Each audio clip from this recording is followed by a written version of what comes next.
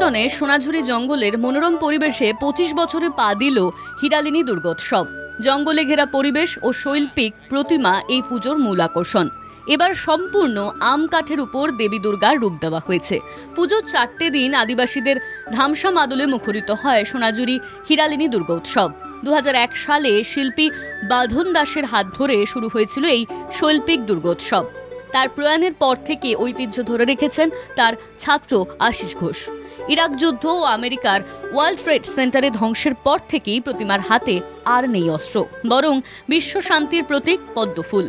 মূর্তিতে আমরা 2002 থেকে কোনো অস্ত্র রাখি না।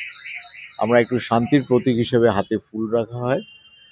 আর কারণ চারিদিকে যুদ্ধ বিগ্রহ সারা পৃথিবীতে, সেইটার একটা বার্তা হিসেবে আমরা 2002-এ বাঁধনদাই ঠিক করে সে বছর ইরাক ওয়ারের কারণে আমরা অস্ত্র ত্যাগ করে আমরা জয়ের রাস্তাটাকে অন্যভাবে বলতে চেয়েছি।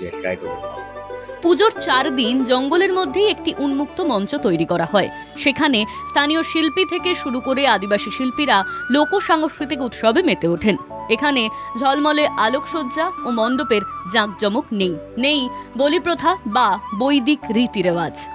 আদিবাসীরা আমরা যখন শুরু করেছিলাম 2001, তখন দিয়ে এটা আদিবাসীদের নিয়ে শুরু করেছিলাম, এখনও চলছে। এবার মেনলি আমরা ভাগ করে নিই, ছেলেরা একটা পার্ট, মেয়েরা একটা পার্ট। যেরকম ভেতরটা পুরোই মেয়েরা দেখে, এই যেরকম বাড়ি গোবর দেওয়া, উঠোন পরিষ্কার করা, রান্না করা, এই পার্টটা মেয়েরা দেখে এখানে। আর বাদ বাকি গ্যারেজে কিছু ছেলে থাকে, এখানে একটা ছোট্ট মেলা বসে। বাদ বাকি পুজোর অন্য কাজগুলো যেগুলো মণ্ডপ সংক্রান্ত।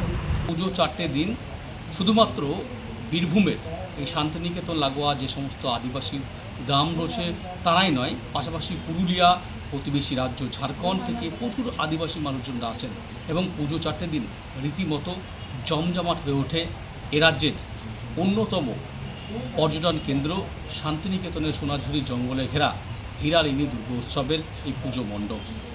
শান্তিনিকেতন থেকে ক্যামেরায় অনির্বাণের সাথে মনা বীরবংশী, কলকাতা থেকে।